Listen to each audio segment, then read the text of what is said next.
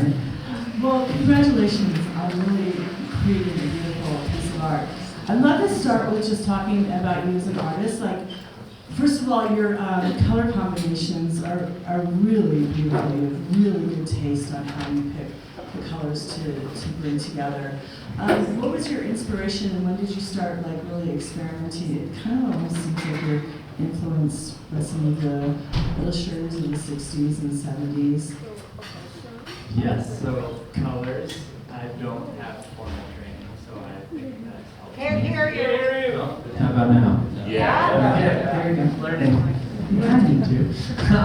I do not have formal training, so that's self-taught nature and not being stuck to color theory and being free to experiment with any medium and color has been a gift for me. It's allowed me to create in the most true way for myself, and I think to your question about inspiration, yes, absolutely, but the inspiration's much deeper than that. I'm inspired by the music I listen to, I'm inspired by the life that I've lived. It's all, my lived experiences are what shapes all the art in here, and the people I meet along the way, the landscapes and the places I've been in the world, the death, the life, the everything. I mean, there's traumas that go deep that all come through, and art has always been my journal and my way to translate what I don't often say, and so I just try to be a vessel and let these concepts move through me, and music and other artists and cities and the natural world, it's all an inspiration. Were you exposed to art throughout, like as a child, or? My mother's here tonight, so I have to say yes. My mom was an artist, and my dad was, I think that's all he could go to school for. And the sense of going in and out. Yes, so I was an artist before I was a skier. As soon as, I mean, I have children of my own now, and I see if you help foster that and nurture it. Yeah. Most children want to pick up a pen or a pencil and start expressing themselves. I had two parents that allowed me to do that, so it was Well, lovely. can we thank her, please? Yeah. It is so important for us as parents to expose our children to the arts and help cultivate that side of them. And you kind of mentioned about how about death, and art is an expression, and so you seem so like a happy, grounded person now, but like, most artists are truly tortured. They're kind of like clowns with this, the smile on the outside and the pain from the inside. Do you want to kind of like talk about the journey of art helping you through this kind of portion of your life, or how you evolved? Yeah, absolutely. I mean, you can't spell painting without pain, so I think that's but without going too deep into it, I come from beautiful parents, but also I come from a time when raising children was different. My father escaped communism as a child and was beaten and thrown in jail and all the things, and on a cellular level, and what they had to do to come to America to give us this life. That doesn't always translate to raising children, so there's deeply rooted trauma that now that I'm an adult and I have children of my own that I'm constantly working through, and I think I was working through that and trying to be seen by my parents in ways and trying to be the best version of myself, and I was never academically gifted. I was always very artistic, so creation, whether it was through my pen or pencil or color or through my skiing. I mean, skiing is very much an art form for me. Filmmaking, I have not limited myself to any one medium, and the whole point of this film was to paint landscapes with light and highlight those colors and contrasts and bring out depth. And so my whole life has been exploring these artistic mediums and just expressing myself, and going back to honoring my parents. I wouldn't have the opportunity to do that if they didn't give me the life they gave me. So even though it comes with difficulties, and I mean, my father died when I was 16, that played a big role. My wife went through cancer. I've lost countless father figures, and another person that stepped into the role as a father, took his own life. I've experienced a lot on this earth, and I feel like before, on a cellular level, I experienced a lot too. So I just try to be true to myself and honor that and let it come through and on the canvas. Yeah, and I think really trying to not use a lot of it, obviously from the documentary part of it, you said that you shot everything in camera, so all the lighting, it's not CGI'd and it's not helped out through that kind of medium. First of all, I respect you immensely for that, and there's a great way of, it kind of brings an authenticity to the art form of what we're seeing, because it's authentic. And I love that about what you see on that film. Thank you. Yeah, that was my main direction as a director. I mean, I'm a self-taught director, self-taught everything at this point. I wanted to find the individuals, and it took me a lifetime to find all these people. I mean, if my parents didn't have that taste in music, would I like classic rock? It just can be peeled back by so many layers, but I have made films for over 20 years now, and I've kind of had all of these experiences out in the natural world, and making films and skiing and making art and making skis and doing all of these things. And so just over time I was building up to this, if you want to call it my opus, if you will, or whatever. I'm by no means stopping now. I can't stop. It's like harder for me to not create than it is to keep painting. I've never really experienced the whole lack of inspiration thing. So it's been amazing to have all these people in my life. Like, this was so collaborative. I could have never made what I made without lighting technicians and people that were inventing wheels and surfboards and suits and all of these things. Like, I can have a vision, like my beautiful DP Tyler, his sense of humor says in there, but they were the ones helping me execute what I wanted. So I was more of a composer than anything, and just trying to orchestrate this massive 200 person. I mean, we had so many employees that or people that helped at Yeah, some you point. seem really open to collaboration, like you were saying.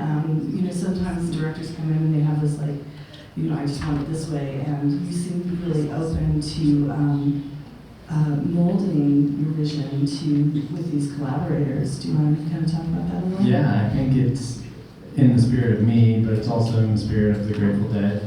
There's paintings in here. I mean, those are collaborations with Mickey Hart himself, who paints similarly but very differently. He uses rhythm and uses sonic waves to make paintings, and so to layer on top of that and to find people like Mickey willing to collaborate on something, and to find all of those people willing, or band members in general, or musicians, are a great way, and the Grateful Dead represent that better than any band that I've personally experienced. Their improvisation and how willing they are to step into the depths of the unknown and fall flat on their face, like David Lemieux says in there, and they failed probably more than they succeeded, really, but they're so in tune with their instruments and in tune with each other, and just letting the moment take its shape in time and space in that moment. And so I think I do that naturally, but I tried very hard to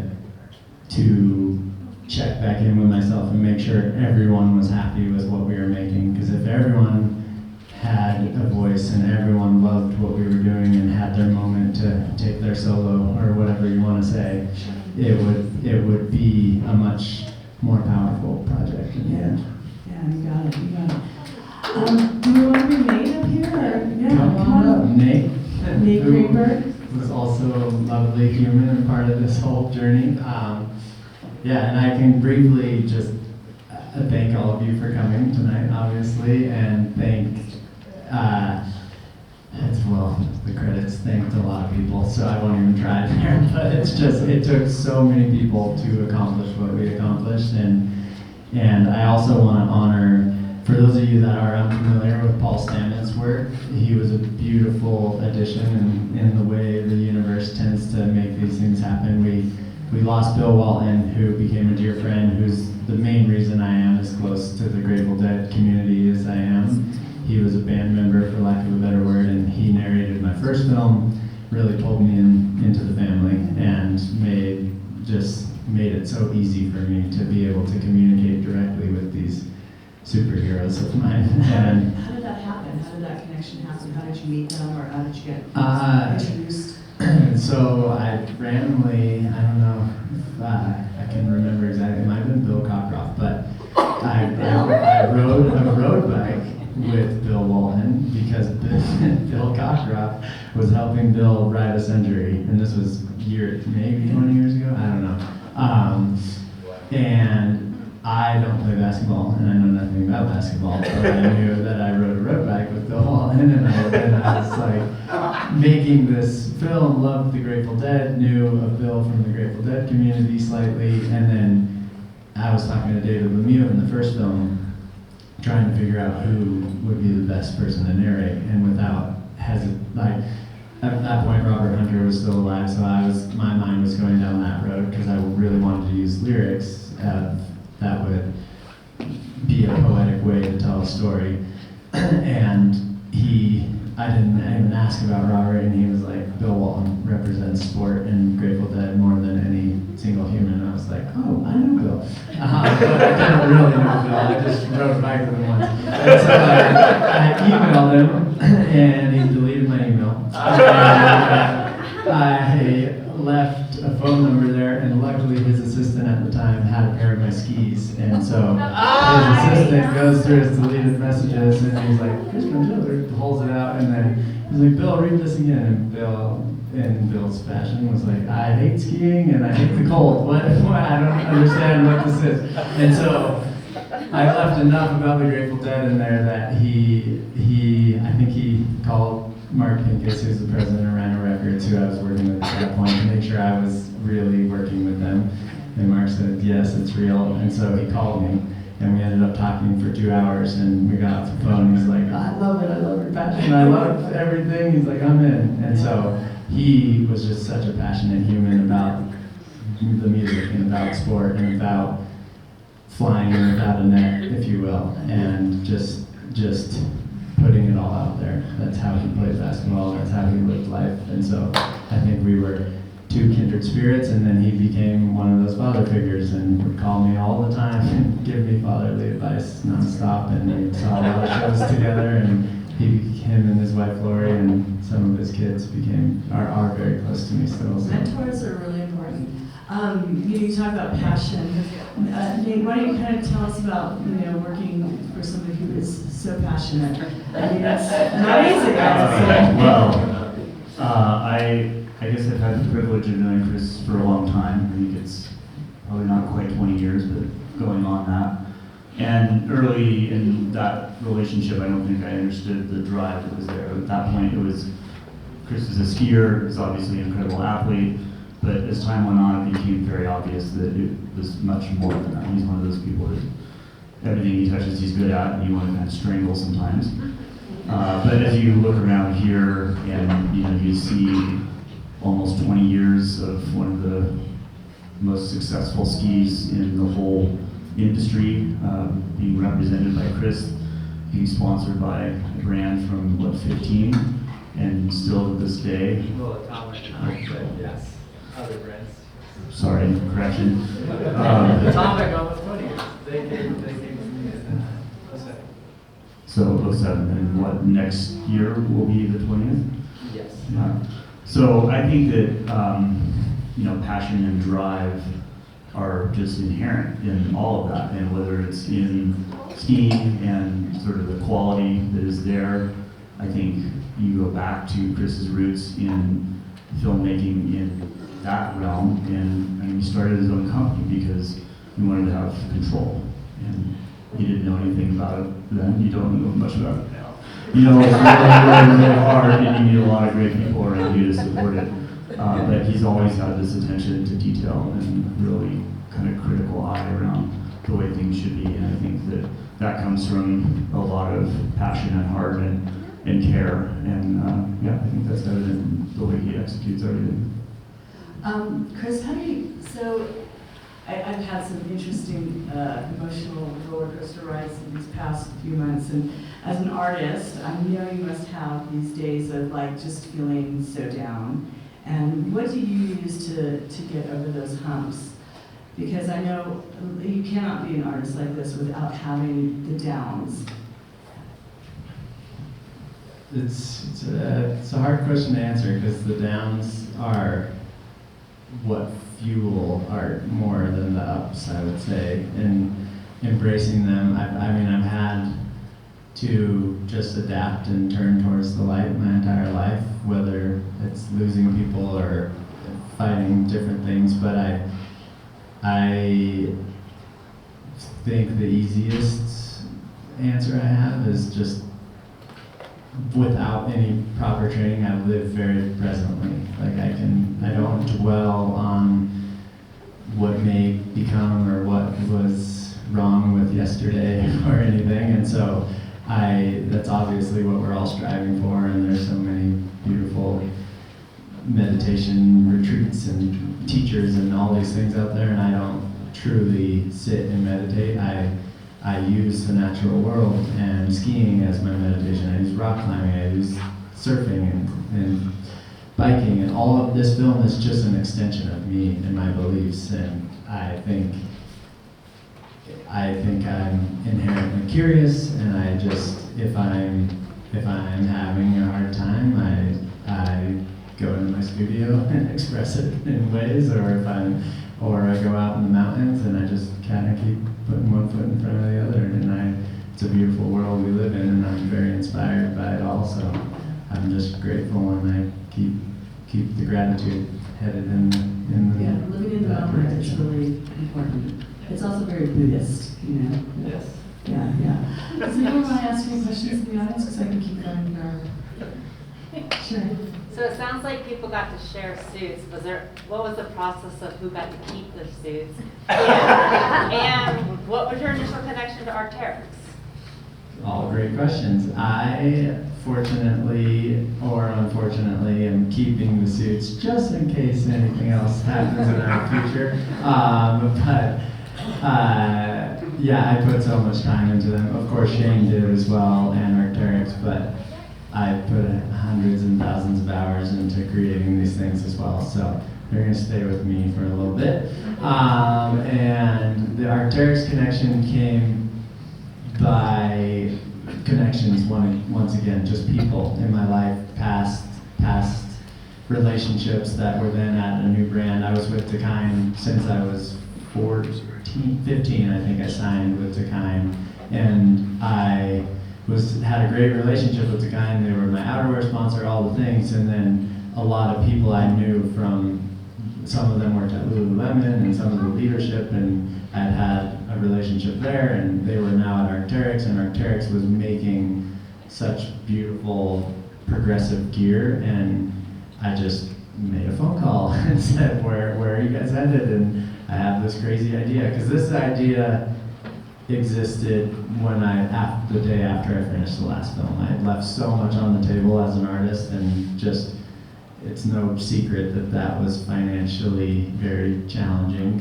for any filmmakers out there. There was so many people and so much tech and lights and generators and all the things, and so I needed someone with a big enough vision like Arc'teryx and these other brands that I work with that would trust me to have complete creative control and let me create art for the sake of art. And not many companies can do that. Most companies need a return on investment and to understand why you're doing it. And I still can't sit here and explain to you why I made this. It's not my plan, or it was not my plan. And so I was able to talk to people at a high enough level at Arc'teryx that knew me, knew my follow through, knew my dedication, and knew that if I said I was going to do something, I would likely do it more than what I said. So they just believed in me, ultimately. Yes, Andrea? Hi there. Well, I'm going to try really hard to put this together. The Arc'teryx, like the logo of it, is the skeleton of like a bird that learned how to fly? Yeah, the first, Or no? the Archaeopteryx. Right, the Archaeopteryx. Yeah. And so with the Grateful Dead and the head, the electric in there, and the skeleton that you brought together, like, I think that's a beautiful form of art. And so when you say, I don't know why I did that, well, you are bringing oneness and the idea of oneness in such a beautiful way, in such a gorgeous form of art. Thank you very much, and that is true, and I like to thank the universe a lot. You can call it God, you can call it whatever you want, but there's some deeper connection to a lot of these things and why they happen, when they happen, and the timing of it all. I don't try to pretend to understand it, I just keep going into the deep end and making sure my feet aren't touching and just see what happens. And so yes, I mean, skeletons are a reoccurring theme in my work. Before, I was as obsessed with the Grateful Dead as I am now, and it's all of us on this planet stripped of our differences, and there's a lot of undertones with skeletons in my work. Yes, we are. Beautiful. Yes, you can. One of the things, and this is kind of going back to your first question and these questions, is that you've probably noticed a theme. You heard Michelle Parker in the movie and others say, like, why the hell did you subscribe to such a crazy journey when there was no storyboards even? And I think that is a theme throughout your life, that you're surrounded by great people, there's trust, you under-promise and over-deliver. And I think that going to Arc'teryx or anybody else to say, I want to do this thing, it's not a leap of faith for many. You're going on a journey, but it's not a leap of faith. Thank you. Nate, the speech maker, he's always great. He comes. Do you want to talk about the inspiration from the movie and the artwork, and what you have that you can? I think just quickly, it's all, once again, my lived experiences, and I don't try to truly understand it or make too much sense of it. I just try to have an open heart, open mind, and create as much as possible. I do art every single day, whether it's small form or some form of art, and I know a lot of people journal. I do not, so my journals are, my sketchbooks are bigger canvases or whatever they are, and so a lot of these in here are streams of consciousness. Some of them take months, some of them take days, and I think some of the best musicians that I look up to dearly, the Neil Youngs, the Bob Dylans, the Van Morrisons, all of these people, even the Beatles, like some of those songs, like Yesterday, I think they said they wrote in 3 minutes. It's just there's those moments. All right, we'll use the Dead. Robert Hunter wrote Ripple, Broke Down Palace, and another beautiful song that we all know as Grateful Dead fans, all in one night. And so I think it's a lifetime of downloads and things that are coming to him, or those writers, or those musicians, or those things, and you just have to keep practicing, and you're not going to create a masterpiece every day, and that's not the point. The point is to create art and to just have that open heart and that open mind and see what comes through, and just keep making stuff. Do you ever look back at your art from decades ago and you're like, what was I thinking there? Of course. I mean, but it's also, I love it all, and it's a timestamp. It's a moment in my life that meant something at that moment in time, and there's inspiration there, and there's memories tied to it, and the skis are a beautiful example of that. Like without knowing it, I've had this time stamp to see what trips, like my very first ski in '08 was very Japanese inspired. I was spending a ton of time in Japan, and the subway, the Tokyo subway, and all of these things, and just kind of expressing myself in a very animated way, and then I grew up, as most kids and artists do, trying to be as realistic as possible and draw a portrait of someone as close to the actual thing as I could. But as time went on and as I got more comfortable with my creative process, my lines loosened and my process loosened, and I just went deeper into my mind, and that's when I think I really started to explore new things going on in there. Do you, when you, when you create art, is it all different ways? Like, oh, I had a vision in a dream, or I woke up, seeing a certain color, and I want to expand on that, or is it just like I'm in front of a blank canvas and I'm going to see what comes to me, or is it? It's a lot of times blank, and then I think those dreams and those visions come through in those moments. Like I move colors around compositionally with different mediums. Sometimes I'll throw coconut oil in there, so I'll just try whatever to see how it reacts and what it does, and to see the movement in the painting. And I'll stare at it for a while. Sometimes I'll put it away, paint something else, but I really just paint in layers, and I go with colors and compositions and feeling and movement, and then let things kind of come out of it as if I was a sculptor almost, and just trying to figure out what's living within the paint already. Yeah, it's the very living, breathing pieces. There's just so much. Does anybody else have any questions out here? I have so many questions. I'm not going to sit here and we'll connect another time. Yeah, I just really appreciate you. So parenting is like a big deal too for you right now also, right? You have 2 young children. How do you balance your work and life and all of that? Like, Kimmy.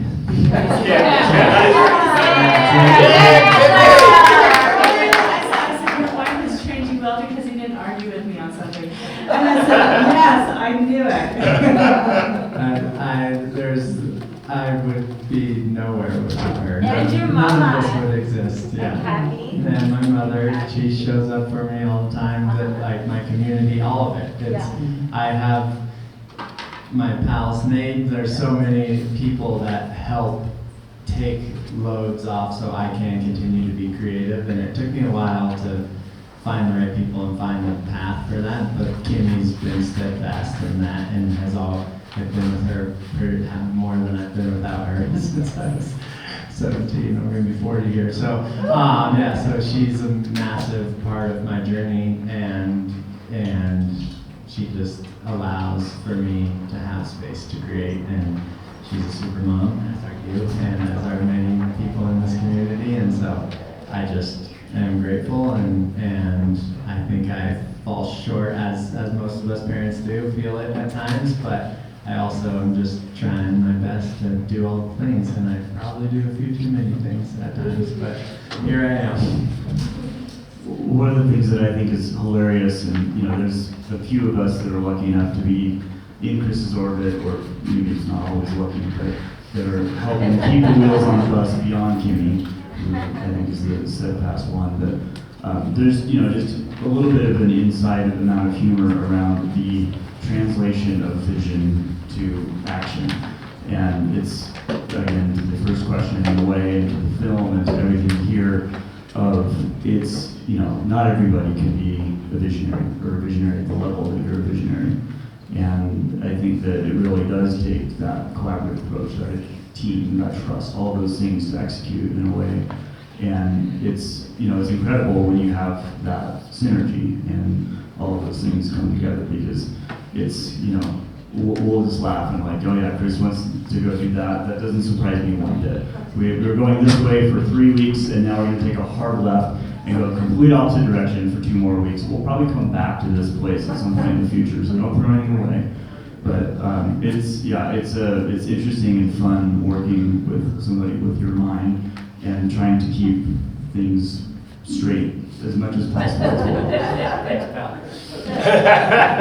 It's complicated for everyone. If Kimmy was here, she would have words to say. It's nice that you guys have such a supportive relationship, and you have this great support. Just like, there's behind every man, there's a great woman, and behind every artist and behind every businessman, there's always... There's an eight. Yeah, exactly. And I think, it's really great that you guys have this relationship and support with each other. Yeah. I want to thank you so much for letting us be a part of your artwork and your vision and this beautiful piece of film. And I hope we can collaborate again in the future.